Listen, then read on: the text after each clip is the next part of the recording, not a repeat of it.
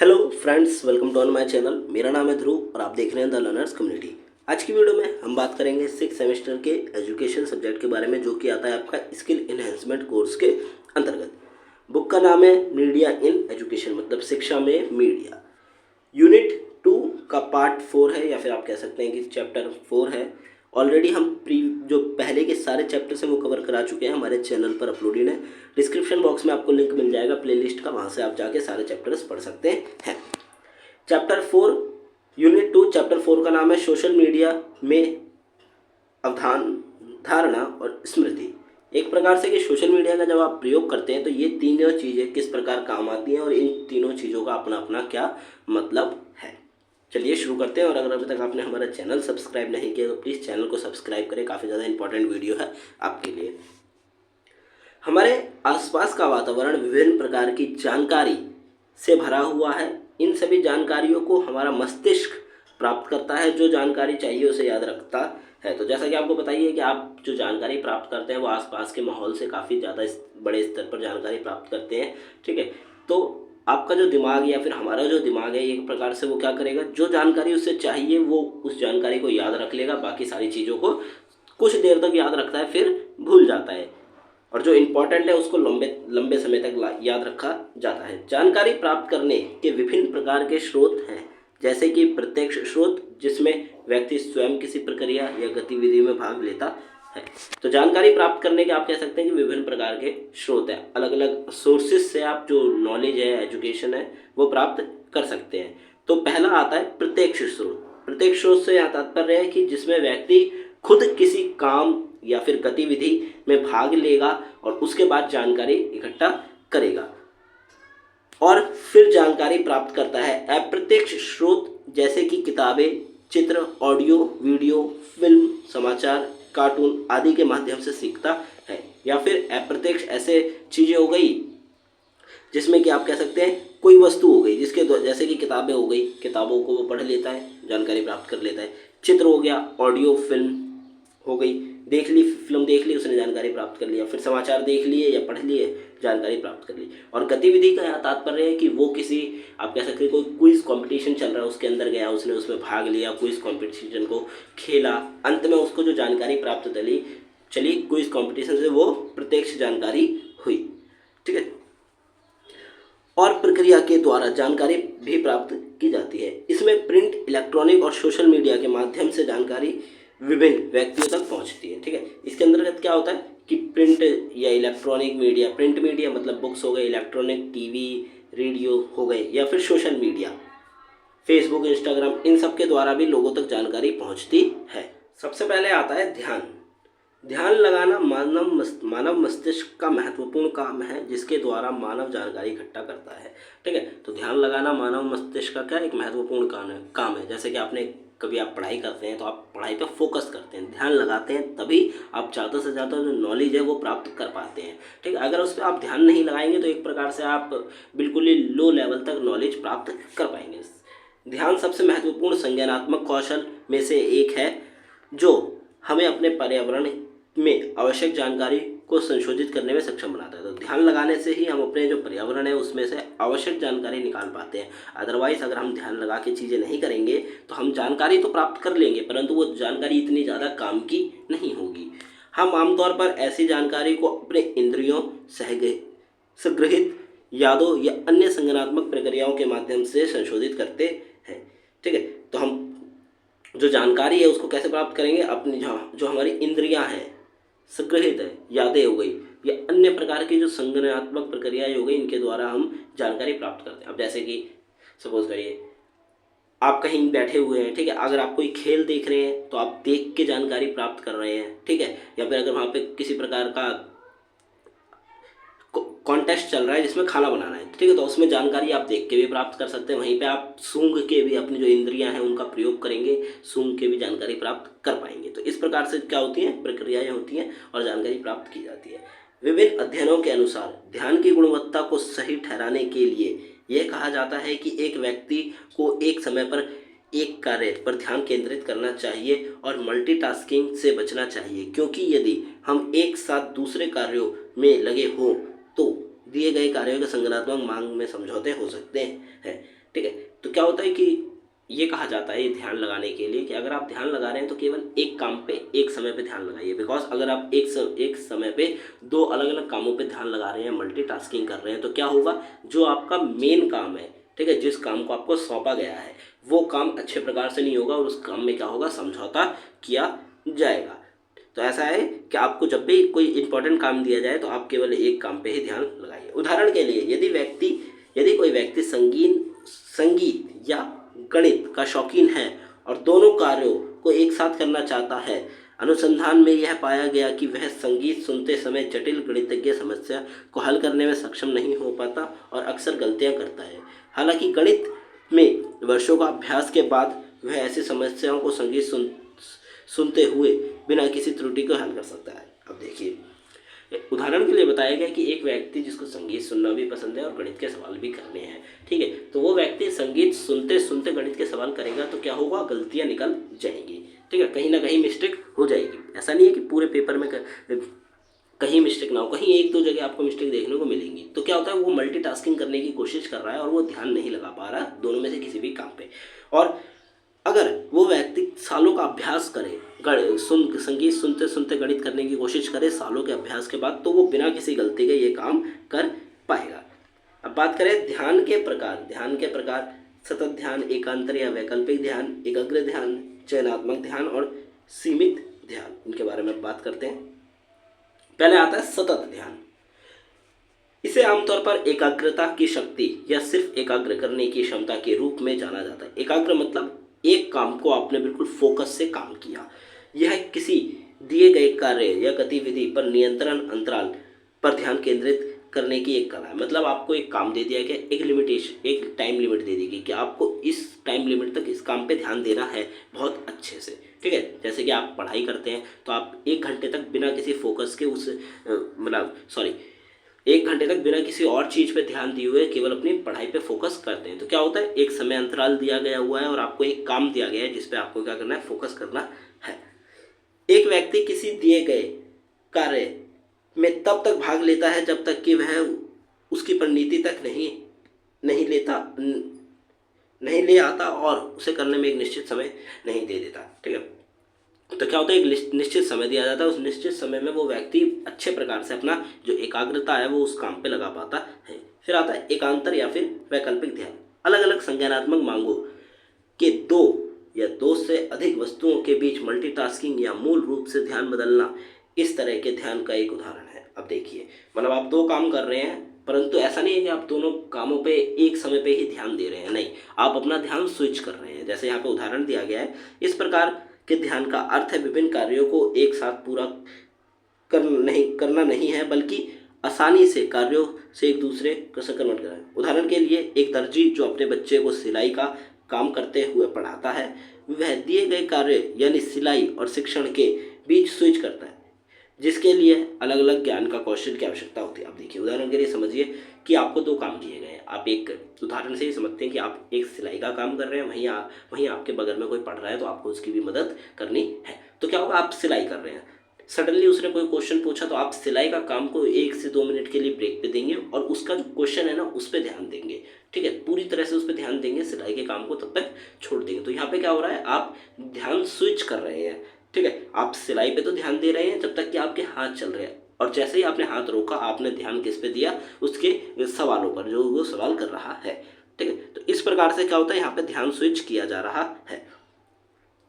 चयनात्मक ध्यान, इसमें आमतौर पर पर्यावरण में उपस्थित बाकी उत्तेजनाओं की अनदेखी करते हुए जिस पर हम ध्यान केंद्रित करना चाहते हैं उन विशिष्ट उत्तेजनाओं को चयन शामिल होता है। उदाहरण के लिए, जब कोई उपन्यासकार एक किताब लिखते हुए गहराई से तालीन होता है तो वह कारों के हॉर्न, टेलीविज़न और रेहड़ी पटरी वाली आवाज़ों के रूप में बाहर आने वाले शोर भी सुन नहीं सकता। चयनात्मक ध्यान की प्रक्रिया आंतरिक विकर्णों और विचारों को भी नियंत्रित करती है और इस प्रकार में बाधा डालती है। अब देखिए, चयनात्मक ध्यान क्या है यहाँ पे, कि मेनली जो आपके आसपास का पर्यावरण है में उपस्थित बाकी उत्तेजनाएं, आप किसी काम को ध्यान दे रहे हैं, ठीक है, और आपने उस काम पे इतने ज़्यादा आप डीपली अंदर जा चुके हैं उस काम को करते करते कि आपको फ़र्क नहीं पड़ता कि आपके बगल में ट्रेन चल रही है या फिर कार चल रही है और वो हॉर्न बजा रही है। ठीक है। तो आप क्या करते हैं, उत्तेजनाओं को अनदेखा कर देते हैं, इग्नोर कर देते हैं। अब मेरे को कोई फर्क नहीं पड़ता क्योंकि मैं अपने काम पे ध्यान दे रहा हूँ। जिस पर हम ध्यान केंद्रित करना चाहते हैं उन विशिष्ट उत्तेजनाओं को चयन शामिल है। मतलब आपने एक चयन कर लिया कि हाँ मेरे को इस काम पे ध्यान देना है। अब आपको फर्क नहीं पड़ता कि मौसम कैसा है बाहर, या फिर आपके आसपास कितने शोर है, या फिर और व्यक्ति लोग क्या कर रहे हैं। आपको क्या ध्यान है, केवल कि मेरे को इस काम पे डीपली फोकस करना है। तो एक प्रकार से ये डीप फोकस के ऊपर आ जाता है ये वाला पार्ट। फिर आता है एकाग्र ध्यान। ध्यान का यह प्रकार बाहरी उत्तेजनाओं पर जल्दी से प्रतिक्रिया करने की एक विधि है जो विशेष रूप से उन उदाहरणों में उपयोग होती है जहाँ पर्यावरण में किसी भी चीज पर तुरंत ध्यान देने या कार्रवाई करने की आवश्यकता होती है। अब देखिए पिछले वाले में क्या था कि आपको फर्क नहीं पड़ता पर्यावरण या फिर आपके आसपास के माहौल में क्या हो रहा है। इसमें क्या है, इसमें मेनली यह है कि आपको बाहर की जो उत्तेजना है ना उन पर भी आप फटाफट ध्यान दे पाएंगे। जैसे कि यहाँ लिखा है कि जो विशेष रूप से उन उदाहरणों में उपयोग की है जहाँ पर्यावरण में किसी भी चीज पर तुरंत ध्यान देना और कार्यवाही की आवश्यकता होती है। ध्यान का यह रूप किसी भी एक निश्चित दृश्य, श्रव्य या स्पर्श उत्तेजनाओं जैसे कि जोर से धमाका या तेज चमक प्रेरणादायक फल की ओर ध्यान केंद्रित करने में सक्षम बनाता है। उदाहरण के लिए एक बॉक्सिंग मैच में एक बॉक्सर का ध्यान केंद्रित करके अपने प्रतिद्वंदी को तत्काल मुकाबले में चमका देने की आवश्यकता होती है। ठीक है, मतलब कि वो ध्यान तो दे रहा है, अब उसको सडनली अपने आसपास के माहौल को भी देखना है और जितना हो सके उतने फास्टली मूव भी करना है ताकि वो जो उसका सामने वाला अपोनेंट है उसको वो ज़्यादा से ज़्यादा मतलब बॉक्सिंग मैच में ज़्यादा से ज़्यादा हानि पहुंचा सके। फिर आता है सीमित ध्यान। सीमित ध्यान जिसे कभी कभी विभाजित ध्यान के रूप में भी जाना जाता है, जिसे अक्सर एक व्याकुलता माना जाता है। यह एक प्रकार का मल्टीटास्किंग ध्यान है। तो सीमित ध्यान को आप इस प्रकार से कह सकते हैं कि ये मल्टीटास्किंग ध्यान है। इनके नामों में काफ़ी ज़्यादा आपको फर्क देखने को मिलेगा। सीमित मतलब लिमिटेड, परंतु आप यहाँ पे देखेंगे तो क्या है, मल्टीटास्किंग वाला ध्यान है जिसमें आपको कई सारे काम या एक से दो काम एक ही समय पे ध्यान लगा के करने होते हैं क्योंकि वो दोनों ही आपके लिए इम्पॉर्टेंट है। हालांकि इस प्रकार का ध्यान कई कार्यों में बटा होता है, जिस कारण अधिकांश समय किसी दिए गए कार्य जिसमें कोई व्यक्ति भाग लेता है उसको पूरा करने के लिए उचित रूप से ध्यान नहीं दे पाता। ठीक है, तो ये सीमित ध्यान में क्या होता है, कई सारे काम होते हैं, आपका जो टाइम है वो सब में बराबर बटा होगा। ठीक है, सारे काम इंपॉर्टेंट है तो सबको करना भी जरूरी है और वो भी पूरे के पूरे ध्यान से। क्या होता है, कभी कभार दिक्कत हो जाती है और ध्यान सही से नहीं लगा पाते। उदाहरण के लिए एक व्यक्ति पोकर खेल रहा है, ठीक है, और उसे अपने वित्तीय लेखा जोखा भी रखना है, तो उसने ध्यान बांटा हुआ होता है और इसमें वह शामिल दोनों कार्यों को उचित न्याय और सक्षम से नहीं हो पाता। ठीक है, वैसे तो काम नहीं हो पाएगा क्योंकि आपको पता ही है कि ध्यान एक चीज़ पे लगाया जाए तो ही ज़्यादा अच्छे से हो पाता है, परंतु यहाँ पे मल्टीटास्किंग का काम हो रहा है तो ध्यान अच्छे से नहीं हो पाएगा, परंतु काम करना जरूरी है।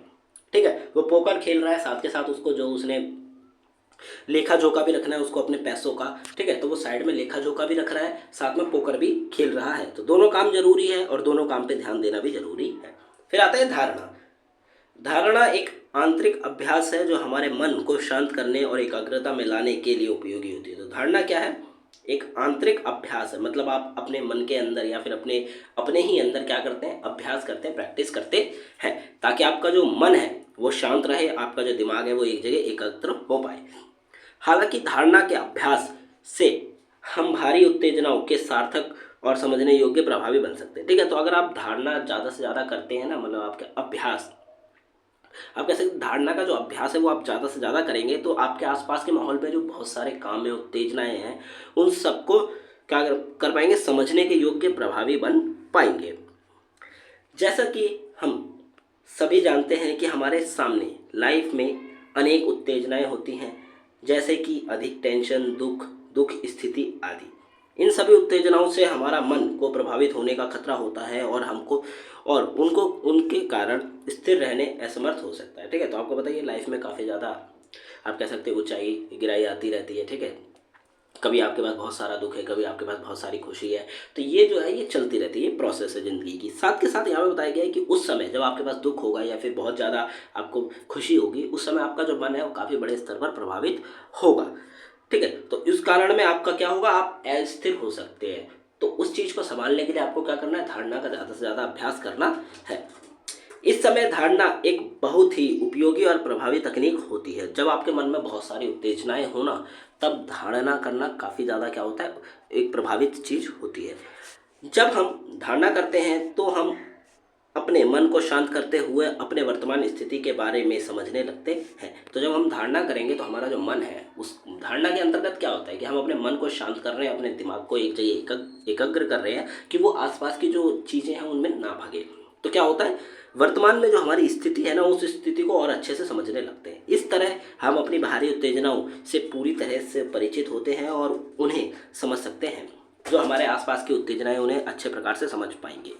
इस प्रक्रिया से हम अपने मन को नियंत्रित कर सकते हैं और अपनी उत्तेजनाओं को ध्यान में रखते हुए सही निर्णय ले सकते हैं। ठीक है, तो ऐसे आपने कई बार देखा होगा या कई जगह सुना भी होगा कि लोग जब खुशी में होते हैं तब वो कोई निर्णय ले लेते हैं, या फिर जब दुख में होते हैं तब कोई निर्णय ले लेते हैं।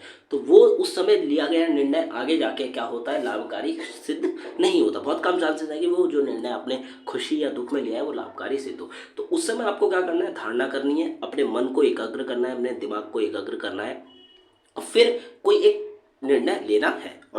और वो निर्णय आगे जाके आपके लिए लाभकारी सिद्ध होगा अगर आपने वो शांत दिमाग से निर्णय लिया है। तो धारणा या अर्थ निर्माण केवल बाहरी दुनिया या दूसरे तक ही सीमित नहीं है, बल्कि यह हमारे स्वयं से भी संबंधित हो सकता है। स्वयं की धारणा को आत्म धारणा कहा जाता है। ठीक है, धारणा या फिर किसी चीज़ का अर्थ निर्माण जब हम करते हैं तो ये केवल बाहर तक ही सीमित नहीं है, परंतु हमारे लिए भी है। जब कोई हम अपने अंतर की धारणा करते हैं, तो स्वयं धारणा करते हैं, तो उसको हम क्या कहते हैं, आत्म धारणा कहते हैं।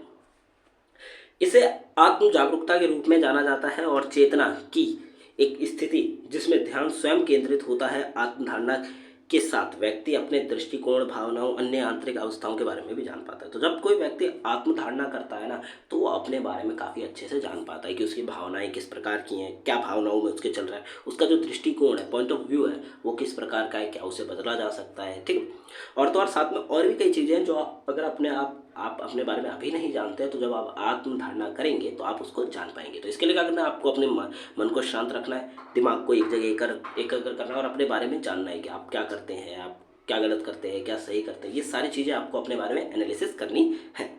ठीक है, फिर आता है डैरिल बेम ने 1967 में आत्मधारणा सिद्धांत का प्रस्ताव देते हुए यह तर्क दिया कि कभी कभी अपने व्यवहार का उसी तरह विश्लेषण करते हैं जैसे किसी और के व्यवहार का विश्लेषण करते हैं। ठीक है, तो आत्मधारणा में क्या होता है, जैसे कि आपको पता है, आप किसी और के व्यवहार को जानते हैं, आप उसके व्यवहार का विश्लेषण कर सकते हैं कि वो व्यक्ति का पॉइंट ऑफ व्यू कैसा है, कि वो ठीक प्रकार से निर्णय ले पाता है या नहीं, उसका मन किस प्रकार का है। ठीक है, उसका मन उत्तेजित है कि वो फटाफट नई नई चीज़ों पे भाग जाता है उसका मन। तो इस प्रकार की चीज़ें आप दूसरों के बारे में करते हैं, वही आपको क्या करनी है, अपने बारे में करनी है। ठीक है, तो उससे क्या होगा, आप अपने बारे में काफ़ी अच्छे प्रकार की चीज़ें जान पाएंगे। तो ये जो पॉइंट्स है ना, अगर आपके एग्जाम्स में ये क्वेश्चन आता है तो आपको इसी प्रकार से पॉइंट बना के लिखना है। आपको बहुत ज़्यादा हैवी लैंग्वेज में नहीं लिखना, आपको नॉर्मल पॉइंट्स में बना बना के लिख देना है।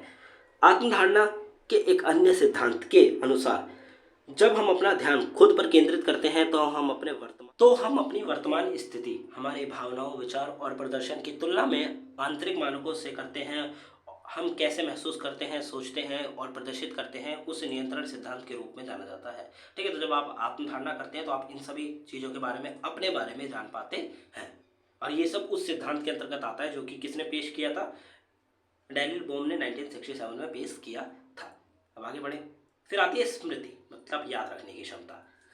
भविष्य की पुनर्प्राप्ति के लिए हम अपने मस्तिष्क में संग्रहित जानकारी को स्मृति में संग्रहित करने की आवश्यकता होती है। आपके दिमाग में बहुत सारी जानकारी है। ठीक है, आपने अपने इतनी बड़ी उम्र में, जितनी आपकी उम्र होगी उस उम्र में आपने बहुत सारी चीज़ें जानी हैं, बहुत सारी चीज़ें देखी हैं। ठीक है, तो उस चीज़ को अगर आपको पता है कि आपने वो चीज़ कहीं पढ़ रखी है या देखी है, तो आपको क्या करना है, ध्यान लगाना है और वो चीज़ को अपने दिमाग से बाहर निकालना है। ठीक है, कि आपको याद करना है कि हाँ, आपने वो चीज़ कहाँ पढ़ी थी और उस चीज़ में क्या बताया गया। तो क्या होता है कि जो भी आपके दिमाग में जानकारी है, संग्रहित है, उस चीज़ को क्या करना, संग्रहित करके निकालना जब उसकी आवश्यकता होती है। इस संग्रहित जानकारी का भंडारण स्मृति कहलाता है। ठीक है, तो जो जानकारी आपके दिमाग में रखी गई है या फिर है, उसको हम क्या कहते हैं, स्मृति कहते हैं। यह जानकारी हमारी भावनाओं, अनुभवों, विचार, वितरियों, ज्ञान को संग्रहित करती है जो हमें भविष्य में उपयोग करने में मदद करती है। ठीक है, तो ये जो भी जानकारी आपके पास है ये आपके भविष्य में बहुत ज़्यादा हेल्पफुल होती है। स्मृति का एक अन्य संज्ञानात्मक कार्य होता है सूचना को याद करने की सुविधा प्रदान करना। तो स्मृति का एक अन्य संज्ञानात्मक कार्य आप ये कह सकते हैं कि सूचनाएं जो आपने प्राप्त करी है उसको याद करने का। इस तरह की स्मृति आपको वह सूचना याद करने रखने में मदद करती है जो आपके लिए उपयोगी हो सकती है। तो स्मृति में क्या होता है कि आपके लिए जो चीज़ इंपॉर्टेंट है ना वो आप याद रख सकते हैं। ठीक है, और याद रखने के बाद आपको समय पड़ने पर वो चीज़ आपको ध्यान में भी आ जाती है। ऐसा तो आप बहुत सारी नॉलेज गेन करते हैं, पर ऐसा तो नहीं है कि सारी की सारी आपके लिए बहुत ही ज़्यादा इंपॉर्टेंट है। नहीं, जो इंपॉर्टेंट चीज़ है वो आपको अच्छे से आप उसको अच्छे से याद करेंगे तो भविष्य में आपको क्या होगा, वो जो ज़रूरी चीज़ है वो आपको याद आ जाएगी। जब हम नई सूचना संग्रहित करते हैं तो हमारी स्मृति में उसे जोड़ा जाता है, और यदि हम अपनी स्मृति को नियमित रूप से संशोधित करते हैं तो हम यह भी सुनिश्चित कर पाते हैं कि सूचना सही ढंग से याद रखेंगे। ठीक है, तो जब आप कोई न्यू चीज़ या न्यू जो नॉलेज है, नए प्रकार की एजुकेशन नॉलेज जो प्राप्त करते हैं आप, ठीक है, तो आप क्या करते हैं, आप उसको याद रखने की कोशिश करते हैं, और क्या होता है समय पढ़ने पर आप उसे निकाल भी पाते हैं दिमाग से, और यह भी सुनिश्चित कर पाते हैं कि वो जो सूचना हमने पढ़ी है वो सही ढंग से याद रख पाई है या नहीं। इसको एक उदाहरण के लिए तौर पर अगर आप समझें तो क्या होता है कि आप एग्जाम से पहले पढ़ते हैं, आपको पता है कि ये क्वेश्चन इंपॉर्टेंट है, तो आप उस क्वेश्चन पे ज़्यादा ध्यान देंगे। जब आप एग्जाम में जाएंगे तो वो आपके दिमाग में क्वेश्चन आ जाएगा, ठीक है, उसका आंसर आ जाएगा, और फिर वो आपके ऊपर है कि वो आप जो आंसर आया है, ऐसा तो नहीं है कि आपको कंप्लीटली याद आ जाएगा, पर मेन जो चीज़ है वो आ जाएगी। वो आपके ऊपर है कि आप वो उसको कितना अच्छे से वहाँ पे प्रेजेंट कर पाते हैं। संवेदी स्मृति, ठीक है, संवेदी स्मृति एक प्रकार की मेमोरी होती है जो हमारे मस्तिष्क के संवेदनशील विभागों में संग्रहित होती है। इसका मुख्य कार्य वह सभी संकेतों को संग्रहित करना होता है जो हमारे 5 ज्ञानेंद्रियों जैसे सुनना, देखना, सूंघना, चखना और स्पर्श करने की क्षमता से लिए गए होते हैं। ठीक है, अब देखिए संवेदी स्मृति क्या होती है कि आपकी जो ज्ञानेंद्रियां हैं या फिर पंचेंद्रियां हैं आप कह सकते हैं, जैसे कि सुनने की क्षमता, देखने, चखने, सूंघना और स्पर्श करने की, ये जो 5 चीज़ें हैं इनके यूज़ करके जब कोई आप कह सकते हैं कि नॉलेज प्राप्त करते हैं, ठीक है, उस चीज़ को इसके अंतर्गत संग्रहित किया जाता है। आगे बढ़े। इस मेमोरी की अधिकतम क्षमता केवल कुछ ही सेकंड तक होती है। इस मेमोरी में इनपुट की धारणा करने के बाद उसे धीरे धीरे फीड किया जाता है।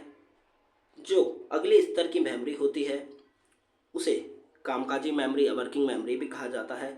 इस तरह संवेदी मेमोरी हमारे दैनिक जीवन की सूचनाओं को धारणा करने में मदद करती है जो बहुत जल्दी हम भूल जाते हैं। तो सिंपली बात है कि जो संवेदी मेमोरी होती है, ठीक है, वो लॉन्ग टर्म मेमोरी नहीं होती। आप उसको कह सकते हैं कि वो आपको लिमिटेड टाइम के लिए, जैसे 5 सेकेंड या फिर 10 सेकेंड के लिए आपको याद रहेगा। आपने कोई चीज़ चखी, ज़्यादा ज़्यादा आपको उसका टेस्ट 5 से 10 सेकेंड तक ही याद रहेगा। उसके बाद क्या होगा, उसका टेस्ट आपके दिमाग में घुल जाएगा, ठीक है, और ना ही क्या होगा, घुल जाएगा। उसके बाद दूसरी मेमोरी आती है कामकाजी, मतलब वर्किंग मेमोरी। ये होती है थोड़े से लंबे टाइम के लिए आप कह सकते हैं। आगे बढ़े। फिर आती है शॉर्ट टर्म स्मृति, मतलब शॉर्ट टर्म मेमोरी। एक प्रकार की मेमोरी, यह भी एक प्रकार की मेमोरी होती है जो कुछ समय के लिए जानकारी को संग्रहित करती है।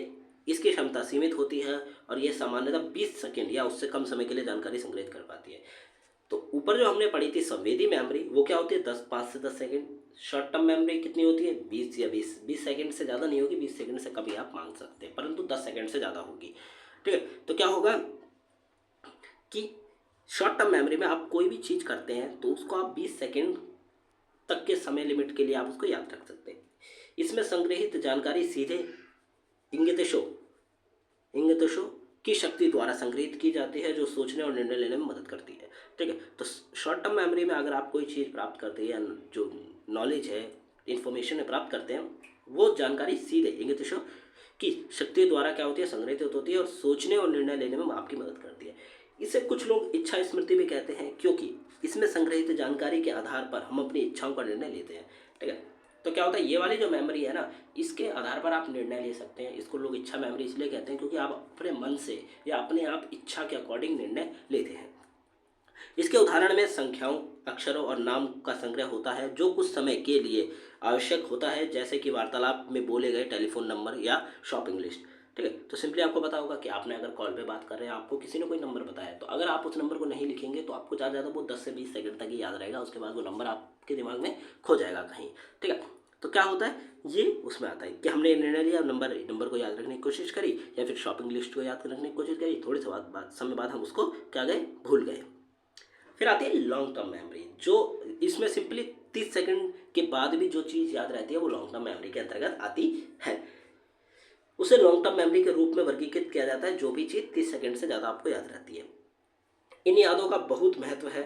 अपनी पसंदीदा कॉफ़ी शॉप में एक मित्रवाद चेहरे का नाम याद करने से पहले किसी करीबी दोस्त का जन्मदिन या अपने घर के पते जैसे महत्वपूर्ण जानकारी तक। ठीक है, तो क्या होता है कि ऐसी इंपॉर्टेंट चीज़ें जो कि आपके लिए बहुत ही ज़्यादा इंपॉर्टेंट, जैसे आपका दोस्त का जन्मदिन हो गया, या फिर आपका कोई एक कॉफ़ी शॉप हो गई जहाँ पे आपने किसी के साथ बैठ के वो बातें करी थी, ये जो चीज़ें हैं ना, ये आपके दिमाग में काफ़ी ज़्यादा इंपॉर्टेंस रखती हैं, पहली बात तो। ठीक है, और दूसरी बात, ये लॉन्ग टर्म मेमोरी में फीड होती हैं। ठीक है, आगे देखें, नेल्सन कोवन ने कामकाजी स्मृति को दीर्घकालिक स्मृति के रूप में परिभाषित किया है, जो किसी के जीवन एकत्रित जानकारी की भारी मात्रा होती है। ठीक है, तो जो नेल्सन कोवन है, उन्होंने लॉन्ग टर्म मेमोरी को एज ए वर्किंग मेमोरी, जो कि हमने ऊपर बात करी थी, उसके तौर पर परिभाषित किया है। क्योंकि वर्किंग मेमोरी और लॉन्ग टर्म मेमोरी में आप क्या होता है, जानकारी को ज़्यादा लंबे समय तक याद रखने की कोशिश करते हैं। फिर आते हैं सोशल मीडिया, अर्थ और प्रकृति। सोशल मीडिया के बारे में बात कर लेते हैं। सोशल मीडिया ने लोगों के जीवन में उनके व्यवहार, भावनाओं, दृष्टिकोण, निर्णय आदि, और साथ ही बातचीत जोड़ने और सूचना प्रसार आदि तरीकों में महत्वपूर्ण परिवर्तन लाया है। तो सोशल मीडिया क्या है? सोशल मीडिया वर्तमान समय में बहुत ज़्यादा फेमस है। ठीक है, प्रत्येक व्यक्ति उसको यूज़ कर रहा है। तो सोशल मीडिया ने क्या करा, लोगों का जो जीवन है, उनके व्यवहार, बिहेवियर में, उनकी भावनाओं, फीलिंग्स में, ठीक है, उनका दृष्टिकोण, जो उनका पॉइंट ऑफ व्यू है, या फिर जो दृष्टिकोण निर्माण में क्या करा है, बहुत बड़े स्तर पर चेंजेस लाए हैं। लोगों का आप एक प्रकार से समझ सकते हैं कि सोशल मीडिया यूज़ करने से पहले लोगों का जो दृष्टिकोण था वो अलग था, परंतु सोशल मीडिया यूज़ करने के बाद कई लोगों का दृष्टिकोण चेंज हो गया। तो क्या हुआ, सोशल मीडिया ने काफ़ी बदलाव किए हैं। साथ ही बातचीत या फिर जोड़ना या सूचना का प्रसार करना भी काफ़ी नए नए तरीक़ों से हुआ है। यह मीडिया की शक्ति से ही संभव हुआ है। मीडिया शब्द माध्यम शब्द से उत्पन्न हुआ है, और मीडियम के हार्डवेयर और सॉफ्टवेयर प्रौद्योगिकी के माध्यम से संचालित बातचीत की एक प्रणाली शामिल है, जहां एक व्यक्ति अपने अंतर्दृष्टि और विचारों को व्यक्त कर सकता है। तो सोशल मीडिया क्या है, एक ऐसी जगह है जहां पे कोई व्यक्ति अपने विचारों को, अपनी फीलिंग्स को, ठीक है, जो उसके मन में भावनाएं हैं, अपने पॉइंट ऑफ व्यू को क्या कर सकता है, लोगों के साथ शेयर कर सकता है। और ये किस प्रकार हुआ, माध्यम, ठीक है, मतलब मीडियम, और उसके बाद हार्डवेयर, सॉफ्टवेयर और प्रौद्योगिकी टेक्नोलॉजी का यूज़ किया गया, और क्या करा गया, लोगों को एक साथ कनेक्ट कर दिया गया। यह एक ऐसी माध्यम है जिसके माध्यम से लोग सूचनाओं का संचार और प्रसार कर सकते हैं। सूचना प्रौद्योगिकी आईटी में क्रांति के साथ मीडिया के क्षेत्र में बड़ा विकास हुआ, जिसे अक्सर आधुनिक दुनिया में सबसे बड़ी क्रांति के रूप में उद्घृत किया जाता है। ठीक है, तो सूचना की जो क्रांति थी ना, या फिर सूचना प्रौद्योगिकी आईटी की जो क्रांति थी, इसने काफ़ी बड़े स्तर पर क्या करा, लोगों को प्रभावित किया। आईटी की क्रांति के बाद ही आप कह सकते हैं कि सोशल मीडिया हो गए, इंटरनेट का विकास हुआ, सोशल मीडिया हो गया, जो इंडस्ट्रियलाइजेशन है, ठीक है, वो बहुत बड़े स्तर पर होने लगा। तो क्या हुआ, इसको आधुनिक दुनिया में हम इसको सबसे बड़ी क्रांति के रूप में उद्धृत करते हैं। इस क्रांति के साथ दुनिया इंटरनेट के बढ़ते उपयोग के संपर्क में आई, जो एक वैश्विक संचार नेटवर्क स्थापित करने के लिए उपयोग किया जाने वाला एक इलेक्ट्रॉनिक माध्यम है। तो क्या हुआ, दुनिया इंटरनेट के किस में आई, इंटरनेट के संपर्क में आई, इंटरनेट से जुड़ी, दुनिया ने इंटरनेट का प्रयोग करा। और इंटरनेट क्या है, दुनिया को जोड़ने के लिए एक नेटवर्क है, संचार नेटवर्क है, जो कि क्या कर रहा है, पूरी दुनिया को जोड़ रहा है, और एक प्रकार से ये इलेक्ट्रॉनिक माध्यम है। और यह सब तेजी से बढ़ती प्रौद्योगिकी में से एक है। ठीक है, बहुत ज़्यादा तेजी से प्रौद्योगिकी बढ़ रही है, इंडस्ट्रियलाइजेशन बढ़ रहा है, तभी मीडिया के पारंपरिक रूपों को इंटरनेट क्रांति के साथ एक नया आकार मिला, जिसके माध्यम से मीडिया को नया रूप दिया गया। Website, email, blogging, internet, forum, social media, instant messaging, online shopping, internet जैसी नई संचार सूचनाएं निर्माण सेवाओं को जन्म दिया गया। तो क्या हुआ, मीडिया के पारंपरिक रूप को इंटरनेट क्रांति, मीडिया का जो रूप था ना, उसको इंटरनेट क्रांति ने और ज़्यादा बढ़ा दिया और वैश्विक स्तर पर ले गई। ठीक है, मतलब पूरे विश्व को एक साथ लाके जोड़ दिया। साथ के साथ क्या हुआ, यहाँ पे नए आप मीडिया के माध्यम से नई नई चीज़ें कर पाते थे, जैसे वेबसाइट पे पढ़ाई करना, वेबसाइट पे जो कंटेंट है वो लिखना, या पढ़ना, ईमेल, किसी को ईमेल भेज देना, ब्लॉगिंग करना, internet forum, social media, instant messaging, online shopping, ये जो चीज़ें हैं ये आप किसके द्वारा कर सकते थे, इंटरनेट और सोशल मीडिया के द्वारा कर सकते थे। टेलीविज़न और ऑडियो और वीडियो स्ट्रीमिंग, ठीक है, ये सारे काम हो सकते थे। आगे बढ़े, वर्तमान समय में दुनिया भर में 3 अरब से ज़्यादा लोग इंटरनेट की मदद से जुड़े हुए हैं। पिछले 5 वर्षों में हर दिन 6,40,000 लोग पहली बार ऑनलाइन हुए थे, ठीक है। तो वर्तमान समय में क्या हुआ, वर्तमान समय में दुनिया भर में 3 अरब से ज़्यादा, मतलब 3 अरब जो लोग हैं वो इंटरनेट से कनेक्टेड हैं वर्तमान समय में, करंट में, ठीक है। और आप कह सकते हैं कि पिछले 5 वर्षों में क्या हुआ, प्रतिदिन हर एक दिन 6,40,000 लोग रोज इंटरनेट पे ऑनलाइन हुए, जो कि नए थे, जिन्होंने उससे पहले कभी यूज़ भी नहीं किया इंटरनेट, ठीक है। सोशल मीडिया एक ऑनलाइन प्लेटफॉर्म है जो उपयोगकर्ताओं को इंटरनेट के माध्यम से अन्य उपयोगकर्ताओं के साथ बातचीत करने की अनुमति देता है। तो सोशल मीडिया के माध्यम से दो लोग जो अलग अलग स्थानों पे ऑनलाइन है एक दूसरे से कनेक्ट हो सकते हैं। सोशल मीडिया में ऐसी वेबसाइट होती हैं जहाँ फोटो, वीडियो, ऑडियो अपलोड, साझा और लाइव स्ट्रीम किए जा सकते हैं, ब्लॉग लिखे जा सकते हैं, संदेश का आदान प्रदान किया जा सकता है, समाचार प्रसारित किए जा सकते हैं और सोशल नेटवर्किंग की जा सकती है। जैसे फेसबुक या इंस्टाग्राम पे आप फोटोज़, वीडियोस, ऑडियोज़ अपलोड कर सकते हैं, ठीक है। लाइव स्ट्रीम कर सकते हैं आप, इंस्टाग्राम, फेसबुक, यूट्यूब पे लाइव स्ट्रीम कर सकते हैं और लोग आपको एक साथ देख सकते हैं, ठीक है। साथ में आप कई सारी वेबसाइट आ गई हैं जिसमें आप ब्लॉग्स लिख सकते हैं, अपने मैसेजिंग कर सकते हैं, ठीक है। समाचार के लिए भी कई सारी वेबसाइट्स हैं, एप्लीकेशंस हैं जिन पे आप समाचार देख सकते हैं। तो क्या है, ये सोशल मीडिया के माध्यम है और इंटरनेट के द्वारा लोगों को ये एक साथ जोड़ रहे हैं। सोशल मीडिया के साथ कोई भी पोस्ट, इमेज, मीम्स, वीडियो आदि की मदद से सूचना का निर्माता बन सकता है, ठीक है, सूचना का निर्माता बन सकता है। कोई भी व्यक्ति जो कि सोशल मीडिया पे कोई पोस्ट कर रहा है, कोई इमेज सेंड कर रहा है या फिर कोई मीम शेयर कर रहा है या वीडियो शेयर कर रहा है, वो व्यक्ति सूचना का निर्माता बन सकता है। उदाहरण के लिए जैसे मैं ये वीडियो यूट्यूब पे डाल रहा हूँ तो ये मेरी सूचना है जिसका मैं निर्माता हूँ और ये मैंने आप लोगों के साथ शेयर करी। सोशल मीडिया इंटरनेट का एक शक्तिशाली संसाधन है जिसकी प्रकृति और विशेषताएं ऐसी हैं जो इसे उपयोग करने वाले व्यक्तियों के लिए अधिक सामाजिक बनाती हैं, ठीक है। तो सोशल मीडिया की ऐसी विशेषताएं हैं जो कि लोगों को ज़्यादा से ज़्यादा सोशल बनाती हैं, लोगों के साथ जुड़ने के लिए। लोकप्रिय सोशल मीडिया प्लेटफॉर्म जैसे फेसबुक, यूट्यूब, इंस्टाग्राम, ट्विटर।